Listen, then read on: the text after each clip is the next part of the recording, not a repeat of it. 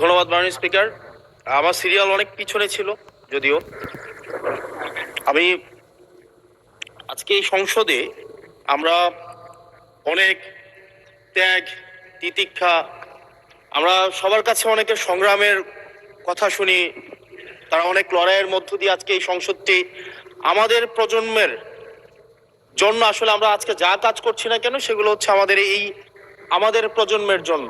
আপনারা যে কাজগুলো করছেন, যে দায়িত্বটা নিয়েছেন, এই দায়িত্বের ফলভোগী বা সুবিধাভোগী কিন্তু আমাদের এই প্রজন্ম।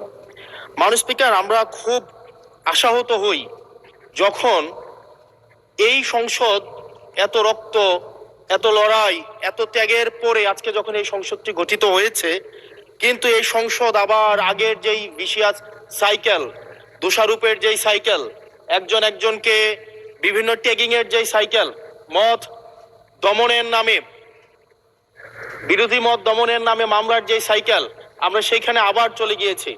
ক্যাম্পাসগুলো আবার আনরেস্টের দিকে যাচ্ছে, অস্থিতিশীল পরিবেশ সৃষ্টি হচ্ছে, বিরোধী দল মত দমনের জন্য মামলা করা হচ্ছে, প্রতিমন্ত্রীকে ফেসবুকে লেখার কারণে বাসা থেকে তুলে নিয়ে আসা হচ্ছে, হুইপকে সমালোচনা করলে বাসা থেকে তুলে নিয়ে আসা হচ্ছে।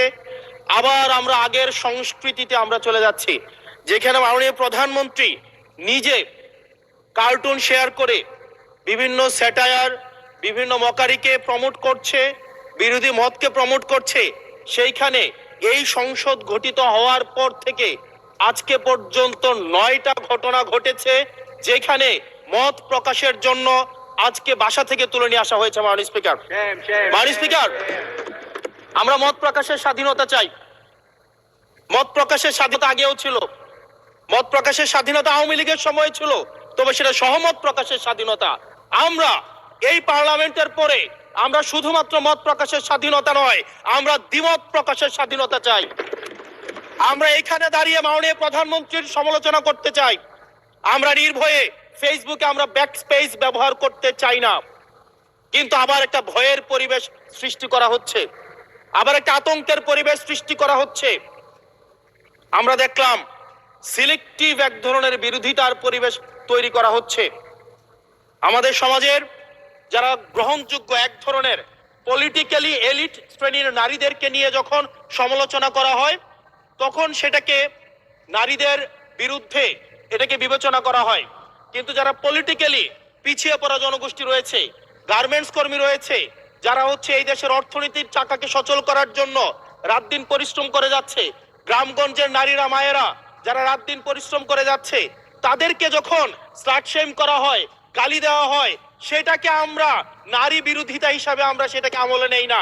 এই ধরনের সিলেক্টিভ নারী বিরোধিতা করা, এই ধরনের সিলেক্টিভ নারী সমালোচনা করার যেই ধরনের প্রবণতা রয়েছে, সেই জায়গাগুলো থেকে মাননীয় স্পিকার আমাদেরকে বেরিয়ে আসতে হবে। মাননীয় স্পিকার, আজকে ক্যাম্পাসগুলোতে আবার এক ধরনের অস্থিতিশীলতা তৈরি করা হচ্ছে। আমি ইউনিভার্সিটি থেকে 2022 সালের অক্টোবরে ইউনিভার্সিটি থেকে এসেছি। আমাদের সময় গ্যাস্ট্রোম গণরুমের কালচার ছিল। আমাদের সময় একটা শিক্ষার্থী অনেক স্বপ্ন নিয়ে বিশ্ববিদ্যালয়গুলোতে যেত। আমরা সেখানে দেখেছি ক্ষমতাসীন দল কিভাবে বিশ্ববিদ্যালয়ের শিক্ষার্থীদের তাদেরকে পুঁজি করে তাদের ক্ষমতা কাঠামোকে দীর্ঘমেয়াদী করার জন্য সেখানে বাধ্যতামূলক সেখানে রাজনীতি করাতো। আজকে সেখানে বিশ্ববিদ্যালয়গুলোতে আবার গ্যাস্ট্রোম গণরুম কালচার চালু করার প্রয়াস শুরু হয়েছে, আবার সেইখানে বাধ্যতামূলক রাজনীতির কালচার শুরু করা হচ্ছে। আমরা দেখেছি ক্ষমতাসীন যারা রয়েছে তারা তাদের সন্তানদেরকে বিদেশে রেখে নিরাপদ ভবিষ্যৎ নিশ্চিত করে, আর মধ্যবিত্ত সন্তানরা যাদের বাবা মায়েরা কলকারখানায় কাজ করে, যাদের বাবারা রেমিটেন্স যোদ্ধা, যাদের বাবারা কষ্ট করে তাদের সন্তানদেরকে বিশ্ববিদ্যালয়ে পাঠায়, তাদের সন্তানদেরকে ক্ষমতালোভী রাজনীতিবিদরা তাদের সন্তানদেরকে ব্যবহার করে তাদের ক্যারিয়ারে ঝুঁকিতে ফেলে তাদের গদি বা পাটাতন শক্ত করার জন্য নিজের সন্তানের ভবিষ্যৎকে বিদেশে রেখে নিরাপদে রাখে, আর পরের সন্তানের ভবিষ্যৎকে নিয়ে ছিনিমিনি খেলে। মাননীয় স্পিকার, আমরা এই সংস্কৃতির পরিবর্তন চাই। আমরা চাই বিশ্ববিদ্যালয়গুলো শুধুমাত্র নেতা তৈরির হাতিয়ার হবে না। এই বিশ্ববিদ্যালয়গুলো গবেষণা, বিশ্ববিদ্যালয়গুলো পাঠ চর্চা, বিশ্ববিদ্যালয়গুলো সেখানে এক ধরনের মনস্তাত্ত্বিক সমৃদ্ধি, এবং সেখানে হচ্ছে আমরা যেখানে গবেষণা হবে সেখানে আমরা বিশ্ববিদ্যালয়গুলো থেকে বুদ্ধি বুদ্ধিজীবী গবেষক আমরা হচ্ছে বাংলাদেশকে এবং জাতিকে উপহার দিতে পারবো। কিন্তু অত্যন্ত দুঃখজনক বিষয়, আজকে বিশ্ববিদ্যালয়গুলো শুধুমাত্র নেতা উৎপাদন করার এক ধরনের বিশেষ সার্কেলে পরিণত হয়েছে। মাননীয় স্পিকার, এই ৩৬ জুলাই এই তরুণ প্রজন্মকে কি দিয়েছে? বক্তব্যের শুরুতে অনেককে স্মরণ করে আমরা ৩৬ জুলাইয়ে, এই জুলাইতে যারা আহত হয়েছে, ১৭ বছর ধরে যারা নির্যাতিত নিপীড়িত হয়েছে, তাদেরকে স্মরণ করতে আমরা লজ্জা পাই। মাননীয় স্পিকার, তাদেরকে মুখ দেখানোর আমাদের জায়গা নাই, আমরা তাদেরকে কিছুই দিতে পারি নাই। আমরা একটা কাঠামোগত পরিবর্তনের জন্য আমরা আজকে এই সংস্কার, আমাদের কাঠামোগত পরিবর্তনের জন্য আজকে আপনাদের এই লড়াইটা ছিল, এই সামগ্রিক হাউজের লড়াই ছিল। আমি চ্যালেঞ্জ করে বলতে পারি, যদি 2009, 10, 11, 12, 13, 14 সালে আমি সংসদে বসে কিছুক্ষণ আগে আমি 2009 সাল পরবর্তী থেকে 12 সাল পর্যন্ত যেই সংসদের যে বিতর্কগুলো ছিল, আমি বিতর্কগুলো পড়ার চেষ্টা করছিলাম। মাননীয় স্পিকার, যদি আজকে এটা 2014 সালের সংসদ হতো, আর যে সংস্কার প্রস্তাবগুলো এই পাশ থেকে দেওয়া হয়েছে, ঐকমত্য কমিশন থেকে দেওয়া হয়েছে, এই সংসদের একজনকেও খুঁজে পাওয়া যেত না যে এই সংস্কারের বিরুদ্ধে অবস্থান নিত। আজকে মানবাধিকার কমিশনকে ল্যাপস করে দেওয়া হয়েছে। আমি মানবাধিকার কমিশনকে ল্যাপস করা হয়েছে, বারবার করে বলা হচ্ছে আরো শক্তিশালী ভাবে হচ্ছে মানবাধিকার কমিশন নাকি উত্থাপন করা হবে। আজকে পুলিশ সংস্কার কমিশন, আজকে অর্ডিন্যান্স সেখানে বাতিল করে দেওয়া হয়েছে, বলা হচ্ছে আরো পুনর্বিবেচনা সাপেক্ষে সেখানে হচ্ছে এই সংসদ উত্থাপন করা হবে। মাননীয় স্পিকার, যদি সেটাকে সংসদ, সবকিছুই তো সংশোধনের মধ্য দিয়ে যাচ্ছে, যদি এটা নিয়তটা যদি সহি থাকতো, ওয়েল ইন্টেনশন যদি থাকতো, এই অর্ডিন্যান্সটাকে এখানে গ্রহণ করে পরবর্তীতে কিন্তু সংশোধন করা যেত। মাননীয় স্পিকার, মাননীয় সদস্য, আপনার সময় 2 মিনিট বাড়িয়ে দেওয়া হলো, 2 মিনিটে শেষ করুন। থ্যাংক ইউ মাননীয় স্পিকার, আজকে সরকারি দল, বিরোধী দল, এই সরকারি দল এবং বিরোধী দল একটা আপেক্ষিক বিষয়। আপনারা এই পাশে ছিলেন, এখন সময়ের পরিক্রমায় এই পাশে গিয়েছেন, আমরা এই পাশে আছি। যদি জনগণ চায়, আমরা যদি মানুষের ম্যান্ডেট নিয়ে এগিয়ে যেতে পারি, তাহলে সময়ের পরিবর্তনে এই সিট পরিবর্তন হবে। আমি আপনাদের সবাইকে আহ্বান জানাবো, প্রজন্মের ভাষাকে অনুধাবন করার চেষ্টা করুন। এটা আমি আমার নিজেকেও বলবো, প্রজন্মের ভাষাকে পড়ার চেষ্টা করুন। আমাদের প্রধানমন্ত্রী যিনি আছেন, মাননীয় প্রধানমন্ত্রী, ওনার সন্তান যেই প্রজন্মের, আমরা একই প্রজন্মের, আমাদেরকে ধারণ করার চেষ্টা, আমি চাইবো আপনারা সবাই আমাদেরকে ধারণ করার চেষ্টা করবেন।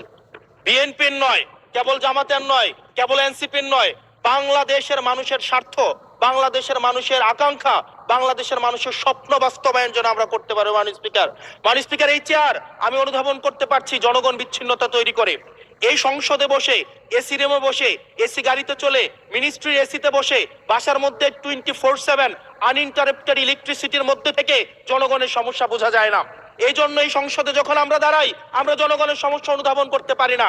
আমরা এই সংসদে বসে যদি আমরা লোডশেডিং এ আমরা খুঁজি, এই সংসদে বসে লোডশেডিং পাওয়া যাবে না, এই সংসদে বসে জনগণের সমস্যা পাওয়া যাবে না, এই সংসদে বসে সবকিছুকেই, মাননীয় স্পিকার, আমরা যে এই বাংলাদেশের সবচেয়ে সুবিধাভোগী মানুষের মধ্যে এই সংসদে যারা বসে আছি, বাংলাদেশের সবচেয়ে ফেসিলিটেড মানুষের মধ্যে আমরা অন্যতম। মাননীয় স্পিকার, আমাদের জনগণের কাছে যেতে হবে, জনগণের আশাগুলোকে, সময়গুলোকে, স্বপ্নগুলোকে আমরা রাজনৈতিক ভাষার মধ্য দিয়ে, কর্মসূচির মধ্যে সেগুলোকে বাস্তবায়নের জন্য আমাদের সবাইকে সমন্বিতভাবে, ঐক্যবদ্ধভাবে কাজ করার প্রয়াস আমাদেরকে থাকতে হবে। আবার যদি আমরা বিভাজনের রাজনীতিতে যাই, তাহলে সেখান থেকে বিএনপি বেনিফিটেড হবে না, এনসিপি বেনিফিটেড হবে না, জামাতে ইসলামী বেনিফিটেড হবে না, সেইখান থেকে বেনিফিটেড হবে আমরা জুলাইতে যাদেরকে আমরা পরাজিত করেছি, তারা বেনিফিটেড হবে। মাননীয় স্পিকার, ধন্যবাদ। আজকে এই সংসদে আমাদের একটা ন্যাশনাল এগ্রিমেন্টের দিকে যেতে হবে।